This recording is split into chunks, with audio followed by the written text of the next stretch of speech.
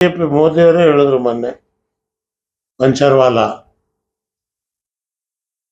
ಬಡವರು, ಆ ಬಡವರು ಒಂದು ಕಾಂಟ್ರಾಕ್ಟರ್ ಆಗೋದಕ್ಕೆ ಯಾಕೆ ಅವ್ರಿಗೆ ಇಚ್ಛೆ ಇಲ್ಲ?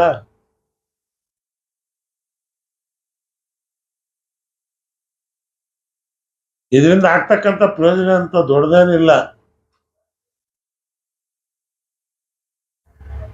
ಅದು ಟೆಂಡರ್ ಪಾರ್ಟಿಸಿಪೇಟ್ ಮಾಡಬೇಕು, ಲೋಯೆಸ್ಟ್ ಆಗ್ಬೇಕು. ಲೋಯೆಸ್ಟ್ ಆಗದಿದ್ರೆ ಅವ್ನಿಗೆ ಟೆಂಡರ್ ಸಿಗಲ್ಲ, ಯಾವ ಜಾತಿಯನ್ನಾದ್ರೂ ಇರಲಿ. ಈಗ 1000 ರೂಪಾಯಿ ಕೆಲಸಕ್ಕೆ 1 ಲಕ್ಷ ರೂಪಾಯಿ ಕೊಡಿ ಅಂತ ಹೇಳಿ ನನಗೆ ಮೀಸಲಾತಿ ಇದೆ ಕೊಡಿ ಅಂದ್ರೆ ಕೆಲಸ ಸಿಗಲ್ಲ. ಅದು ಟೆಂಡರ್ ಅಲ್ಲೇ ಅವನು ಸಕ್ಸಸ್ ಆಗ್ಬೇಕಾಗುತ್ತೆ. ಆಮೇಲೆ ಹಿಂದೆ ಕೂಡ ಇದು ದಲಿತರಿಗೂ ಮಾಡಿದ್ದಾರೆ.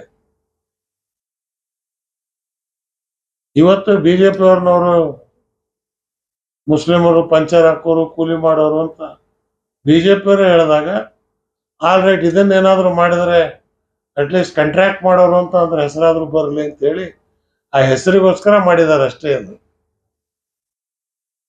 ಪಂಚರ್ವಾಲದಿಂದ ಹೋಗಿ ಕಾಂಟ್ರಾಕ್ಟರ್ ಆದ ಅಂತ.